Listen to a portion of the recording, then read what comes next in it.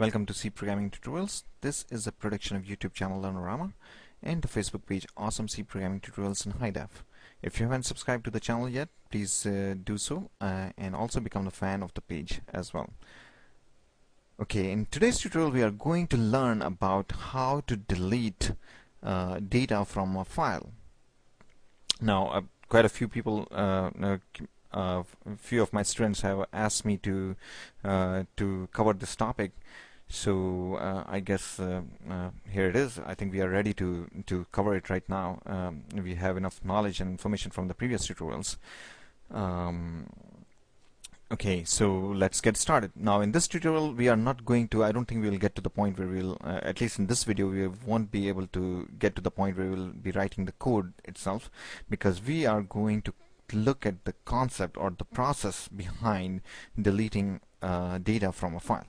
Now unfortunately in C there is, suppose this is a file that we have to we are going to deal with. Okay, the name of the file is abcd.txt and it contains a bunch of names here. Okay, so now notice that there is this name Joe coming up again and again. Okay, and suppose in this file we have to delete, get rid of this name for whatever reason. Okay, so we are going to delete this. Our goal is to change this file into a file with the same name abc.txt, which will contain all these names except Joe. So there is one occurrence here, there's another occurrence here, there's another occurrence here, another occurrence here, and then another occurrence of Joe here, and we want all these to be deleted, not to be the part of this file anymore.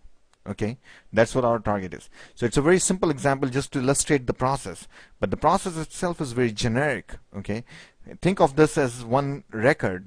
Okay, like information about a student. So it could be multiple lines. So it may not be just one line. It could be like 3 lines or 4 lines or whatever, and then followed by another record which looks exactly the same, and so on.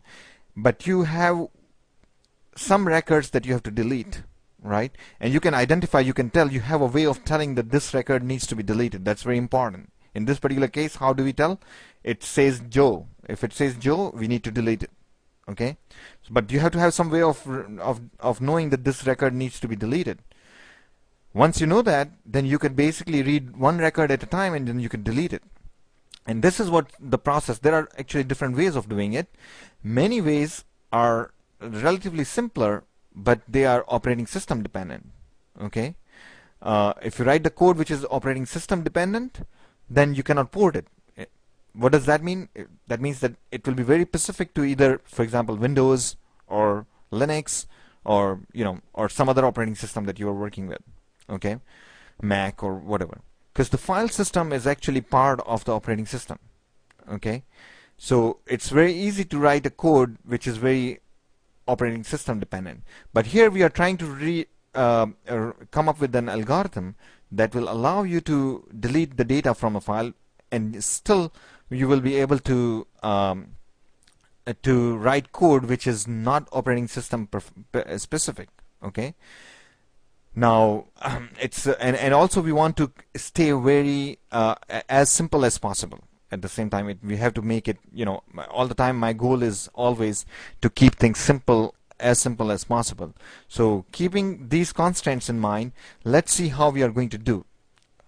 So what we are going to do, the main idea is that instead of reading one line at a time, one simple way would be to open a file, open this file, and then open another file with some other name. Okay, like maybe abc.tmp or something, and open this file in the read mode, open the other file in the write mode. You read this one line and you look at it.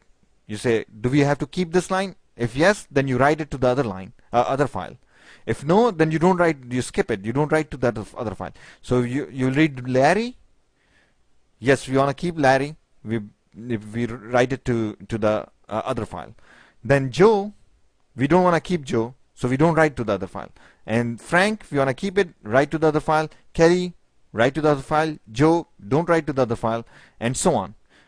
And then when you are done with all this, you have this file ready without this Joe in it anywhere. okay, and then you close both of the files. Now you have that file ready. The problem is that the file name of that file is not the same as this file. So what you have to do is you have to copy that file over to this file, and to copy that file over to this file you have to use operating system command to copy it, and that's where the problem is, okay.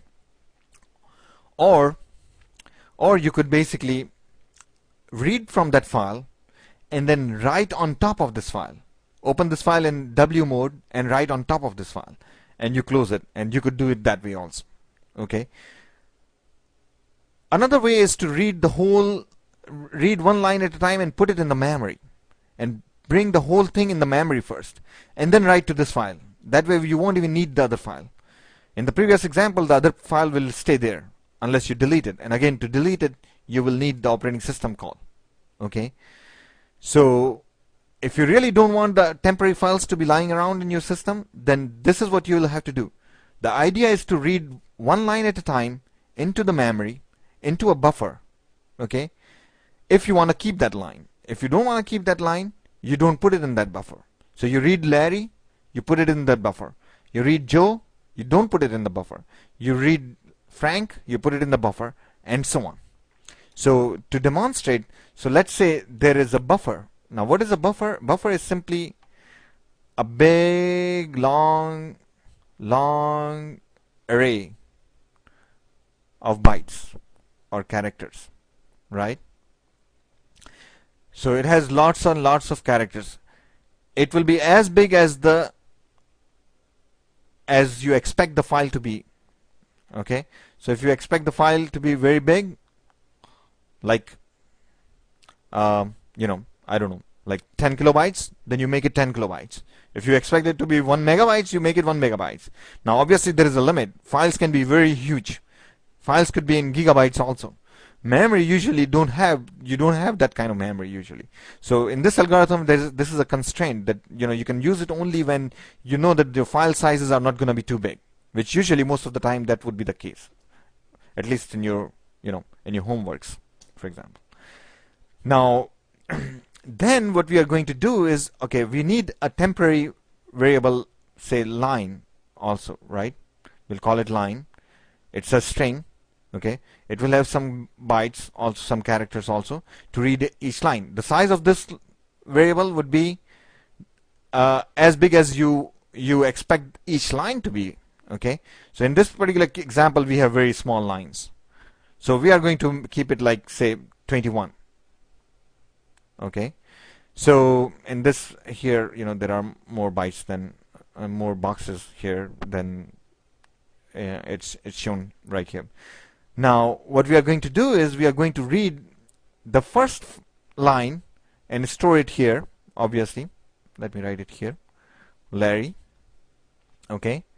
And then we will say, okay, is Larry the same as Joe? Because we don't want to write Joe, okay, but we will write anything which is not Joe. So if Larry is not Joe, we copy it into buffer here, Larry. Now notice, as we said before, that if you use fgets to read this line, it will have \n also, the new line character also. If you did not watch the previous tutorial, I would recommend that you do so. I will try to put the link over here on the screen as well. If you see the link, just click on it. So we use fgets to read it, and it will put the new line character, because there is a new line character at the end of this string here, because that's why Joe is on the next line, okay. So we'll put it as is here. Then next line we are going to read, it's Joe. So is it the same as Joe? Yes, it is the same as Joe. So we don't want to write it in this buffer. Then we are going to write another next line, which is Frank. And is it the same as Joe? No, it is not the same as Joe. So we are going to write Frank here, FRANK \n. This will be in this file, in this variable right here. Okay, I think I'm going to stop here, and I'll continue this in the next video. Please continue to watch. Thank you so much.